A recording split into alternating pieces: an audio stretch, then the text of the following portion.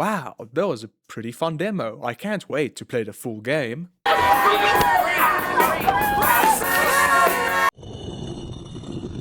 So, like that intro showed you, when I played the demo for Pragmata, I never thought that when it would come out, that there would be so much discussion and controversy around it. Because, honestly, it did not seem like the type of game that would have any political controversy around it. It's just something very wholesome, so of course the internet had to ruin it.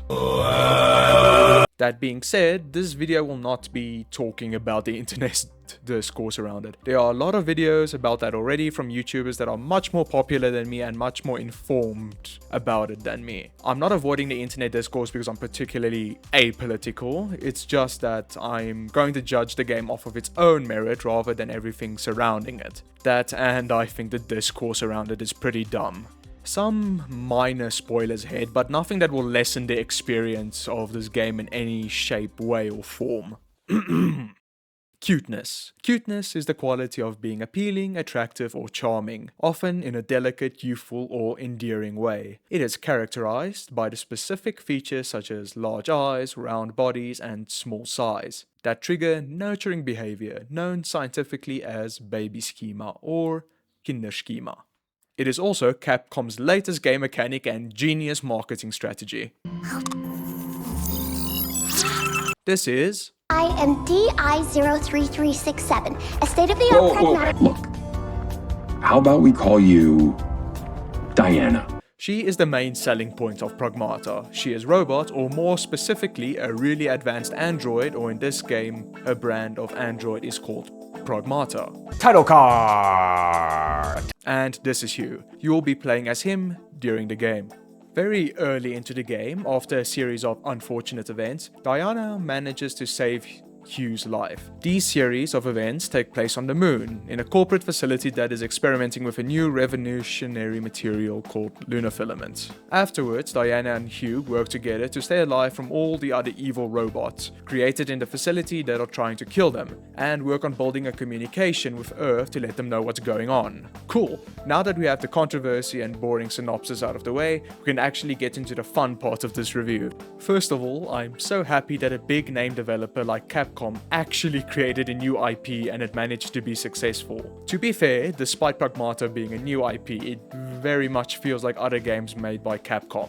Honestly, Pragmata feels like someone at Capcom went, hey guys, what if we took horror survival shooter game and took the horror part out of it? Or at least someone played Dadspace and decided to take the horror out of it. And funnily enough, it actually worked. Pragmata is a really fun game to play once you get used to the hacking mechanic, and Pragmata deserves a place on the gaming wall of fame for making a hacking minigame that did not make me want to commit seppuku, which I didn't think was possible. What makes Pragmata's hacking minigame so good, I believe, is that, well, because the hacking minigame is so important to the main combat loop of the game, the developers put a lot of effort into making it feel seamless with the rest of the gameplay, which is different from other video games with a hacking minigame, because generally the hacking is kept completely separate from the rest of combat.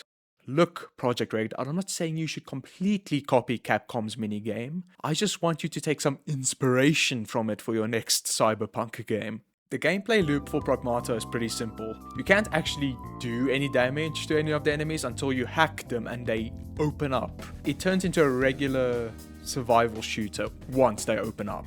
And when I compare Pragmata to a survival shooter, I mean to say that you are generally going to be counting your bullets, or guns in this case. But it's better than a regular survival shooter because I get to do this. Whee! So I guess it's actually closer to Resident Evil 4 than it is to Resident Evil 2. But despite the fact that Pragmata is similar to RE2 and RE4, I'm just glad Capcom has a completely brand new IP. An IP where you have to stop a titanic amount of black goo from ending the world. Alright, maybe narrative creativity isn't really Capcom's strong suit. Oh, and speaking of the narrative, let's talk about that part of the game. Honestly, when it comes to Pragmata's story, it's nothing special, and as insulting as that sounds, I really don't mean it as one. The story serves more as a vessel to justify its gameplay more than anything else, which isn't a bad thing. While Diana and Hugh aren't exactly heavy hitters in the character department, they still manage to be very likable. Wish I could say that about some other video game characters. and I fully expected to get annoyed with Diana at this point, but I actually didn't, and now that I think about it, I didn't get annoyed with Ashley in Resident Evil 4, the remake specifically. Capcom has come such a far way in companion design.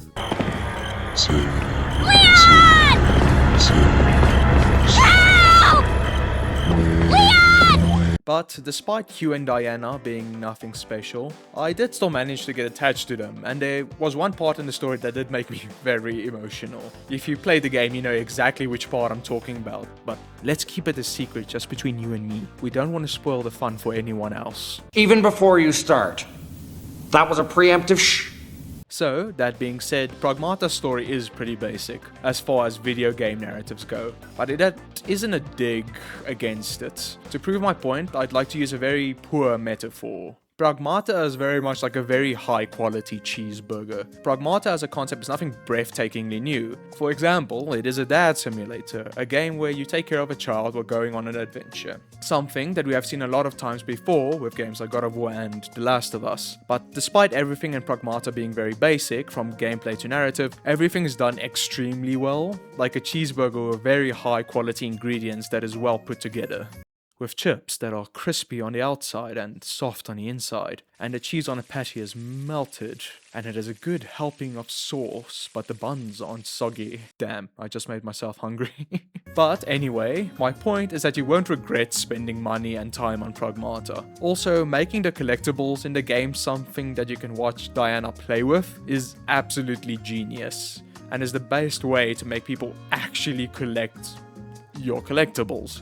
I think this is the first time where I went out of my way to make sure I collected everything just because of how fun it is to watch Diana play with all the toys. So, to summarize my review for Pragmata, here's a meme. When I grow up, I want to go to the moon! Why wait? Thank you for watching my review of Pragmata. This one was a bit on the shorter side because of reasons, but I promise the next one is going to be longer. And to my 4 subscribers, I just want to say thank you for subscribing. It's a wonderful feeling to have that there are people out there who enjoyed something that I made. And thanks for signing up for the ride. I promise that you won't regret it. And once again, please like this video if you enjoyed it and subscribe. And leave a comment to placate the algorithm gods. So, thanks for stopping by and see you next time.